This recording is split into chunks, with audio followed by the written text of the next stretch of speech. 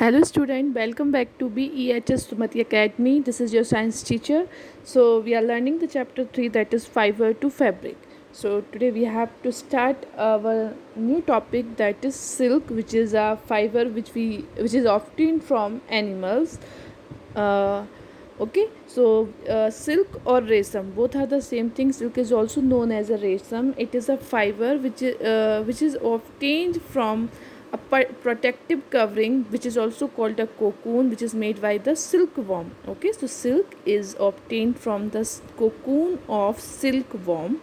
Okay, and what is the cocoon? It is a protective covering of that insect. Okay, it is a protective covering of insect which is known as a cocoon.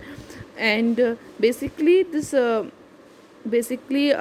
worms lives on the mulberry trees. Okay, mulberry trees. And this silk is widely used in India.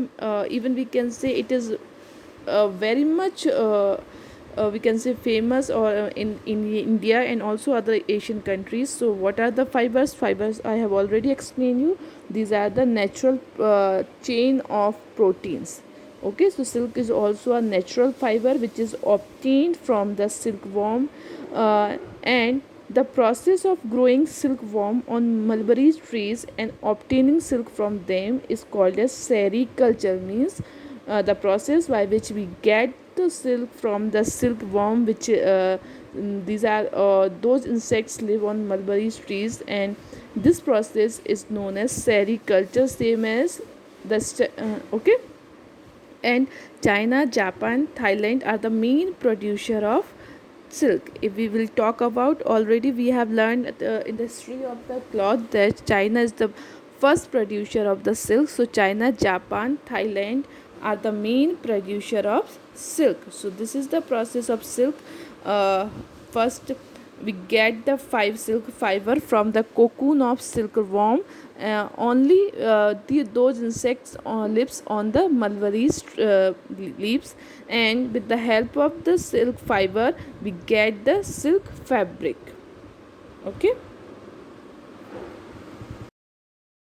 so now we have to learn about the synthetic fiber, which are also known as man-made fiber or man-made fabrics, because basically these fabrics are made from the chemicals in the factory, which is man-made. And these fabrics are non-biodegradable, means which is not suitable for our environment, because they can't be decomposed in the environment. And these fabrics are produced on a large scale, and that's why with the help of machines in the factory. So that's why they are much cheaper than the natural fabric. Nylon, rayon, Trilon, polyester are such example of synthetic fiber. And as they are manufacturing with the help of machines, so these fibers are very strong and they have the uniform thickness and they are very smooth. But the main this point, if we will got this point appointment from this synthetic fabrics, that they do not have much space between their fibers and they do not allow air to pass them easily. So that's why we are not comfortable to wear these type of clothes, these synthetic cloth in the summer season. And also synthetic clothes easily catch fire, so they are not suitable while we are working in the kitchen.